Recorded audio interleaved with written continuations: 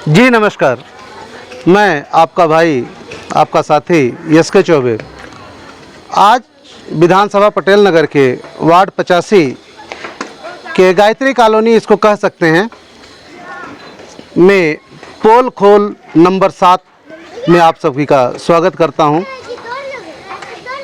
आपको आज बताना चाहता हूं कि राजकुमार आनंद जी द्वारा कितने सुंदर सुंदर काम क्षेत्र में किए जा रहे हैं। जहां सड़क की ज़रूरत है वहां पे सीधे बैतरणी को उतार दे रहे हैं और जहां पे पानी की व्यवस्था है वहां पे लोग प्यासे मर रहे हैं। इसी सिलसिले में मैं आज आपको बताना चाहूँगा कि आज मैं खड़ा हूँ गायत्री कॉलोनी के गड्ढे वाले चौक पे। इसका नाम गड्ढे वाला चौक है, गाय वाला खड्डा। हाँ, और एक यहाँ पे जो है कि पुराने साथी भी रहते हैं। मैं बता दूं कि 2014 में जब यहाँ पे कुछ नहीं होता था, बड़े बड़े पत्थर होते थे, आए दिन जो है कि टैंकरों से दब करके बच्चे कभी मर रहे हैं, कभी जो है कि एक्सीडेंट हो रहा है, कभी तमाम चीज़ें होती रहती थी। जिसके बाद संगठन अपना टीम फाटक के लोग इस सड़क को बनाने के लिए संघर्ष करना शुरू करते हैं और संघर्ष भी छोटा मोटा नहीं, लगभग 1.5 साल में 7 प्रदर्शन किए। चाहे उसके लिए हमें इंद्रलोक स्लम को घेरना पड़ा, चाहे आईटीओ पे प्रदर्शन करना पड़ा। अंततः इसको बनाने के लिए स्लम विभाग तैयार हुआ, लेकिन इस कॉलोनी पे मुकदमा था, गायत्री कॉलोनी पे डीडीए का मुकदमा चल रहा था, जिसकी वजह से लोगों ने विभाग ने काम करना बंद कर दिया। यहाँ पे चीफ इंजीनियर डूशुप का विजिट हुआ, लेकिन आने के बाद जैसे उन्होंने लोगों के पहचान पत्र देखने के बाद उन्होंने सीधे बताया कि चौबे जी, यहाँ पे तो इस एरिया पे मुकदमा चल रहा है, इस पर काम हो ही नहीं सकता। 1 महीने के अंदर आगे जो है कि रामजस ग्राउंड से जैसे आप ऊपर आएंगे, चौक पे चीफ इंजीनियर से हमारी बात हो रही थी। हमारे कुछ साथी वहाँ पे इकट्ठे थे, जिनसे बात करके उन सब के खाते पोस्ट ऑफिस में खुलवाए गए और जिसमें यह ब्लॉक पंजाबी बस्ती का नाम एड्रेस कराया गया। गायत्री कॉलोनी उनके पहचान पर उससे हटाया गया और उसी पोस्ट ऑफिस के पासबुक के आधार पे उनका पहचान पत्र दोबारा बना, उसी पे उनका आधार कार्ड बना, जिसके बाद ये एरिया या ब्लॉक पंजाबी बस्ती हो गई। गायत्री कॉलोनी का एरिया चला गया कठपुतली कॉलोनी में, फिर ये एरिया फ्री हुआ। जिसके बाद जब मैं स्लम विभाग के लोगों को पकड़ा, वो अंत में मजबूर हो गए यहाँ पे काम करने के लिए। फिर रामजस ग्राउंड से लेकर के फाइल है जिसका नाम है इस सड़क को बनाने के लिए रामजस गेट से गुड्डी सिंह के घर तक का सड़क की रोड का फाइल है, टेंडर है, सब कुछ है। ये टेंडर लगा 2015 में। 2015 में टेंडर लगता है और फिर 2016 में काम शुरू करना था, लेकिन वो काम उस समय शुरू नहीं हो पाता राजनीतिक कारणों की वजह से।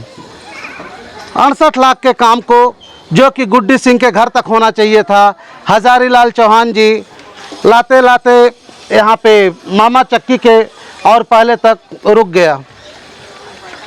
विभाग को मैं बताता रहा कि श्रीमान जी, यहाँ पे नेचुरल फॉल है, बारिश होता है, पानी कहाँ चला जाता है किसी को नहीं पता।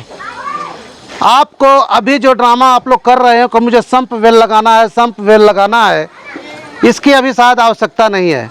अंततः उन्होंने जो है कि नालियों का प्रोविज़न दिया उधर, और जबकि टेंडर में बाकायदे नाली है, बाकायदे सड़क है, रामजस गेट से लेकर के ग्राउंड से लेकर के गुड्डी सिंह के घर तक का। और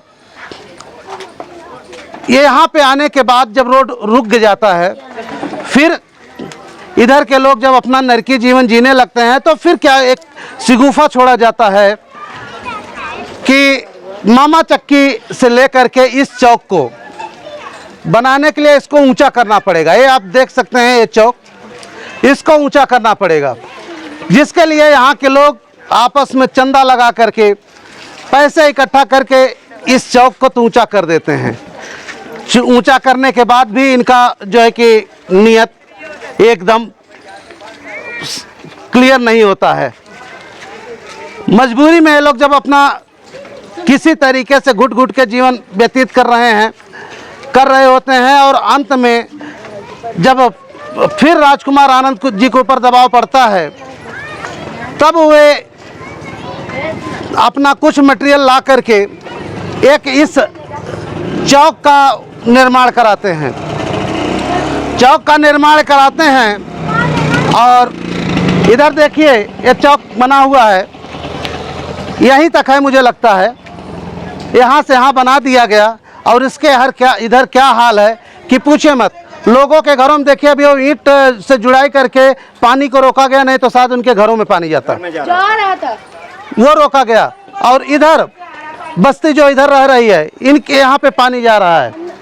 ये जो राजकुमार जी ने एक नया इन लोगों को तोहफा दिया है, इसके लिए मैं उनका जो है कि बहुत बहुत धन्यवाद जो है कि कहूँगा।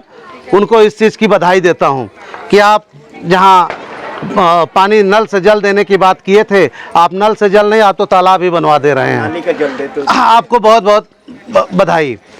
श्रीमान जी, आपको बता दें, राजकुमार आनंद जी, आप इस समय पीड़ा में है, मुझे तकलीफ़ है उस चीज़ का भी कि आपके घर पे ईडी का छापा पड़ा है। जिस सड़क पे आप ये लिपा पोती करके गए हैं ना, ये सड़क 68 लाख रुपए में इसका टेंडर हो चुका। रोड बनना था, स्लम विभाग डूसुब को बनाना था, लेकिन ये सड़क नहीं बना। आप अगर उसी विभाग को के सामने आप सख्ती से पेश आए होते और बोलते कि भाई इस सड़क को जो अधूरा है उसको पूरा करो, तो शायद आपको लिपा पोती करने की ज़रूरत नहीं पड़ती। मुझे पता है इस चौक का टेंडर नहीं हुआ है। आप कहीं से मटेरियल उठा करके ला करके यहाँ पे इसको ये कर दिए हैं। ये भी है कि जहाँ से आप मटेरियल उठा के लाए होंगे वहाँ का भी काम अधूरा हो गया, यहाँ का भी काम अधूरा हो गया। इस तरीके से काम मत करिए। क्षेत्र को, आपकी जनता को आपसे बड़ी उम्मीद थी और इसी वजह से लोगों ने आपको जो है कि झोला भर भर के वोट दिया था। झोला समझ लीजिएगा। अब आप देखिए इनका किस तरीके से आ रहे हैं, ये देखिए किस तरीके से आ रहे हैं, किस तरीके से जा रहे हैं, ये आपको देखना पड़ेगा। और आपके लोग इस का नाम दिए हैं ऐतिहासिक सड़क। बना चौक, बना रहे हैं सड़क। हाँ, हो सकता है कि ऐतिहासिक हो, क्योंकि जिस सड़क का टेंडर लग गया, जिस सड़क को पूरे एस्टीमेट हो गया, वो काम अधूरा छोड़ दिया गया। फिर 5 साल बाद जो है कि 6 साल बाद जो है कि हुआ तो चौक बना दिया गया, बीच में सब छोड़ दिया गया। तो इतिहास तो इसी तरह रचा जाता है, शायद आपकी भाषा में, आपके कार्यकर्ताओं की भाषा में। निवेदन करता हूं, अगर डूसुब जो यहाँ का करता धरता है, यहाँ पे एमसीडी काम करने के लिए भागती है। अगर अभी कोई घर मकान बना रहा हो तो वसूली करने के लिए सबसे पहले आ जाती है। यहाँ पे पीडब्ल्यूडी नहीं आ पाएगा, यहाँ पे फ्लड कंट्रोल नहीं काम करने आएगा, यहाँ पे डूसुब काम करने आता है। डूसुब के लोगों से मैं एक रिक्वेस्ट करता हूँ कि अगर आपके डिपार्टमेंट में इंजीनियरों की कमी हो, अगर आपके डिपार्टमेंट में इंजीनियर्स नहीं हैं, तो मैं फ्री कंसल्टेंसी आपको देने के लिए तैयार हूँ। 1 रुपये आपको नहीं लूँगा, पूरे रोड का मैं आपको इंजीनियरिंग करके दे दूँगा। किस तरह से बना दीजिए कि यहाँ के लोगों का भला हो जाए। मुझे 1 रुपये नहीं चाहिए आपसे। और यहाँ के लोग आज जो खड़े हैं, मैं कैमरामैन से अपने कहूँगा कि दिखाएं कि यहाँ के जो लोग खड़े हैं, ये आज मेरा भाषण सुनने नहीं आए हैं, ये आए हैं केवल आपकी करनी को देखने के लिए कि किस तरीके से आपकी करनी पे आज सवाल उठाया जा रहा है। आप देखिए इस पोल खोल 7 को, अभी तक तो मैंने आपके ही दिल्ली सरकार और एमसीडी के ही पोल खोल को किया, जिसमें आपके ही काम आते हैं, क्योंकि यहाँ पे एमसीडी आपकी तो पोल खोल आपका, साफ सफाई नहीं होगा तो पोल खोल आपका होगा, गलियां सड़कें सब नहीं होंगी तो आपका होगा, पानी नहीं आएगा तो दिल्ली सरकार का दिन आता है आपका होगा। ऐसा नहीं कि केवल मैं आपको टारगेट कर रहा हूँ, टारगेट तो मैं उनको भी कर रहा हूँ जो बोले थे कि अगर काम नहीं करूँगा तो झोला उठा के चला जाऊँगा। उनका भी काम नहीं दिख रहा है। बीजेपी के लोग हमेशा लोगों को गुमराह किए। बगल में अटल चौक बनाए, पार्क बनाए, तो क्या यहाँ पे आके काम नहीं कर सकते? तो भी स्लम का एरिया था ना, यहाँ पे काम नहीं किए। यहाँ पे आ जाएंगे बड़े बड़े माला गजरा पहनने के लिए, फ़ोटो खिंचवाने के लिए आ जाएंगे। अभी छठ आ रहा है, छठ आएंगे, अभी गया पीछे आ जाएंगे, कोई न कोई ड्रामा करना हो जाएगा तो आ जाएंगे। लेकिन मंत्री जी, आपसे उम्मीद नहीं थी कि आप इस चौक को आकर के किसी और पर्पस से इस्तेमाल कर जाओगे। आपको शर्म आनी चाहिए। आप पढ़े लिखे हो, सुनने में आया कि आप लॉ भी किए हो, वकील भी हो आप, और मैं मानता हूँ कि आप पॉलिटिकल साइंस में जो है कि आपने पोस्ट ग्रेजुएशन किया है, लेकिन ऐसा भी पॉलिटिक्स अपने लोगों के साथ नहीं किया जाता। आपको अगर भगवान सद्बुद्धि दें, बाबा अंबेडकर साहब आपको अगर सद्बुद्धि दें, तो इस चीज़ को, इस नरक को देख लीजिए, गिर जाएंगे लोग, इसका सुधार करवा दीजिए। बाकी क्षेत्र की जनता की समस्या इन्हीं के ऊपर छोड़ के जा रहा हूं। अगर ये साथ देंगे तो टीम फाटक इनके लिए कंधे से कंधा मिला के खड़ी रहेगी, और अगर घर में पीछे की तरफ बैठे रहेंगे तो हम भी अपने काम धंधे में व्यस्त रहेंगे।